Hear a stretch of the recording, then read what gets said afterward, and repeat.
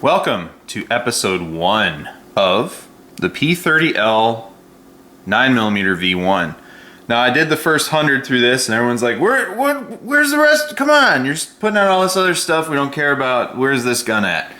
Because P30L fever is at its highest pitch in a while. So I brought this gun out to the same shoot as the USP9 SD video I just published, and it shot pretty well. I will say it was great to take it out to shoot, and I put the 124 NATO men ammo through this. I know on my USP9 SD I was shooting up some older stuff and some undercharged stuff, but this gun got full power ammo because I'm trying to break it in.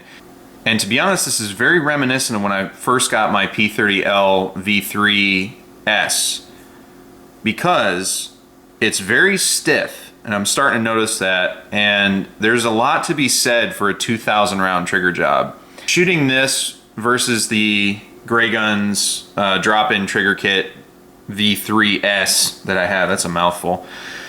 Shooting against my other P30L with the Gray Guns drop-in kit is challenging because the reset, the more I shoot the Gray Guns and the more I jump back to this, the reset is a lot better. And on this one, when I first got it, before the Gray Guns trigger kit, before I shot all those rounds through it, because she's pushing 4,000 rounds. This thing only has, again, 350 through it. And for some reason, 350 rounds seems to be a magic number for 3 of my 9mm. I don't know why. I just did 200 rounds, and then I put 150 through. But anyways, the springs on this are really tight, and you really got to work through it. Before I dropped the Gray Guns trigger kit in the P30LS, it was nice and smooth. So the stiffness I was fighting had worked itself out, super smooth, super flat, super accurate. Just the reset was killing me. But I wasn't fighting the tension that I am on this. So the LEM works the way it's supposed to, but the reset is a little further out, understandably, and when you pull it back you get that real tension. I'm guessing from either the firing pin block spring or just how tight everything is on the inside. It breaks right where it should, right at about 4.5 pounds, but getting there is a little stiff for an LEM, because usually an LEM's super light. So the P series guns don't have the greatest trigger, let's be honest, and it's really stiff. So I have some of the hang-ups that I had with the P30L when I first got it, the LS, and it's frustrating, but that just means I gotta shoot it more. When I get to about that magical 2,000 round mark, I think I'll be okay, and I think I'm still gonna drop the trigger kit in there from Gray Guns. We'll see though.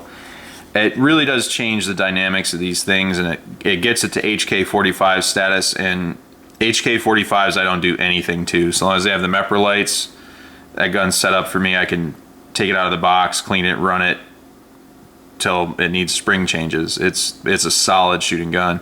So this one needs a lot more love, and I plan on doing it.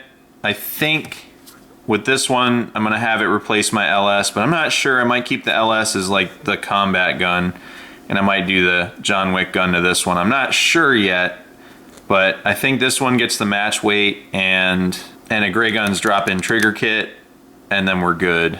But we'll see. I don't know. This thing shoots really nice, and it'd be a great full-size concealed carry option if I decide to do that.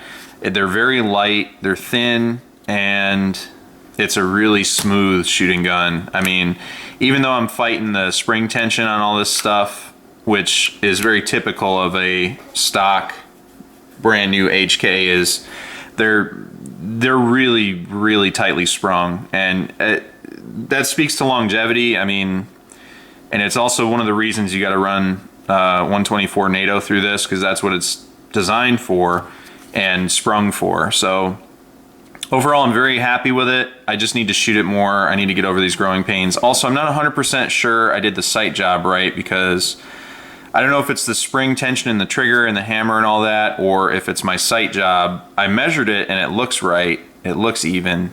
It's hard because when you have overhead light, you get shadows, and it looks like the front sight's off and the rear sight's off, but when you get it in the right light, it's even. So it's frustrating. But I measured everything, and it's as center as I care to get it, and because I don't have a micrometer, so it is what it is. But I notice I'm throwing some shots low left that I shouldn't be throwing low left, and I have to slow down on the trigger a lot more than I do with other LEMs. So it could be me on the trigger, it could be the gun with the sights, because I put these on, so I'm not above saying that I need to tune my own work. But I don't think these are it. I think it's me being sloppy on the trigger. But I did pick up my other P30L, which I also put the sights on, and it's dead nuts. So I gotta shoot this on paper some more and see what I'm doing at probably like 3, 7, and 12, just to get a range. You know, try to hit 15 also, and see how the sights are. But overall, I'm very pleased with this gun. Very happy with my purchase, and I just need to shoot it more, which is a nice problem to have.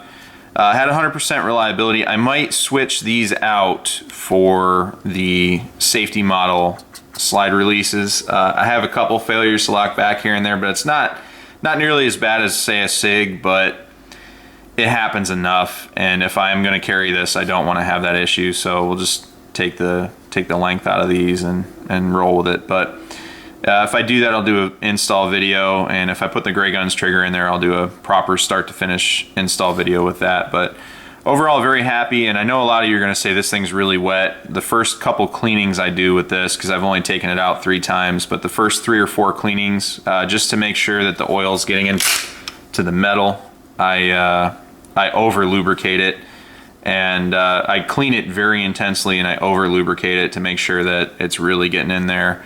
And after that, I start cleaning it like I would a carry gun. So because this doesn't have a lot through it, and it helps with the break-in period, but sometimes the finish is a little over molded, and a lot of times when you first clean these, it's really black in there when you pull the paper towel out or whatever you're using to clean it, and it's because the finish is wearing.